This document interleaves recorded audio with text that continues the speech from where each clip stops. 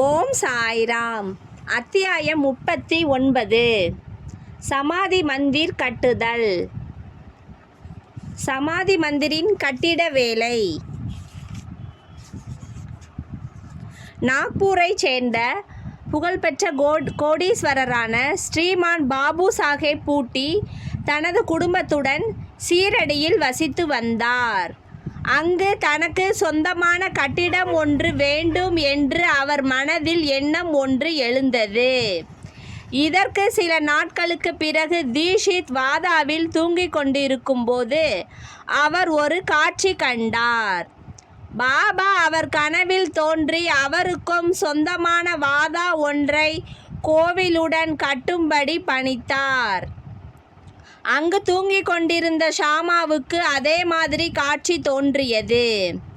பாபு சாஹேப் கண் விழித்த போது ஷாமா அழுது கொண்டிருப்பதை பார்த்தார். ஏன் என்று அவரை கேட்டார். அவர் பாபா தம் கனவில் தமது அருகில் நெருங்கி வந்து, வாதாவை கோவிலுடன் கட்டுக, நான் உங்களுடைய ஆசைகளை பூர்த்தி செய்வேன் என தெளிவாக ஆணையிட்டார். பாபாவின் இனிமையும் அன்பும் பொருந்திய மொழிகளை கேட்டு நான் உணர்ச்சி வசப்பட்டேன். என் தொண்டை அடைத்தது, எனது கண்களில் நீர் பொங்கி வழிந்தது, நான் அழத் தொடங்கிவிட்டேன் என்றார் ஷாமா. பாபு சாஹேப் இருவரது கனவும் ஒத்திருந்ததை கண்டு ஆச்சரியப்பட்டார். பணமும் வசதியும் பொருந்திய அவர் அங்கு ஒரு வாதா கட்ட தீர்மானித்தார். மாதவ்ராவுடன் கூடி ஒரு திட்டம் தீட்டினார். காகா சாஹேப் தீஷித்தும் அதை ஆமோதித்தார். பாபாவின் முன்னர் அது சமர்ப்பிக்கப்பட்ட போது அவரும் அதை உடனே அங்கீகரித்தார். பின்னர் கட்டிட வேலை முறைப்படி ஆரம்பமானது. ஷாமாவின் மேற்பார்வையில் கீழ்த்தளம், முக்கிரான அறை, கிணறு முதலியன பூர்த்தியாயின. லெண்டிக்கு வரும்போது பாபாவுக்கு சில முன்னேற்றங்களுக்கு யோசனை தெரிவித்தார்.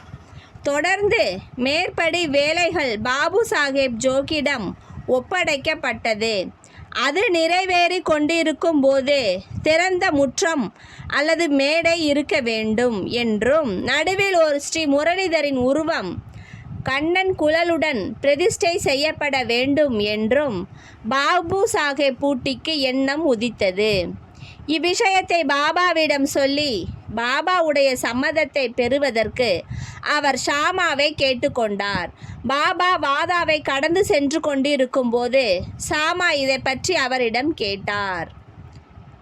பாபா சம்மதித்து கோவிலின் வேலை முடிந்ததும் நான் அங்கு தங்குவேன் என்றார் பாபா. பின்னர் வாதாவை உற்று பார்த்து மேலும் தொடர்ந்தார்.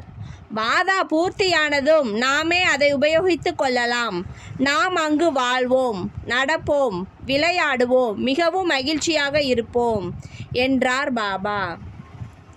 பின்னர் ஷாமா பாபாவிடம் வாதாவின் மத்திய மண்டபத்துக்கு அஸ்திவாரம் போட இது மங்கள வேலையா என்று கேட்டபோது பாபா சரி என கூறினார். ஷாமா ஒரு தேங்காயை உடைத்து வேலையை ஆரம்பித்தார். உரிய சமயத்தில் வேலை முடிவடைந்து முரளிதரின் சிலை ஒன்றுக்கும் ஆர்டர் கொடுக்கப்பட்டது.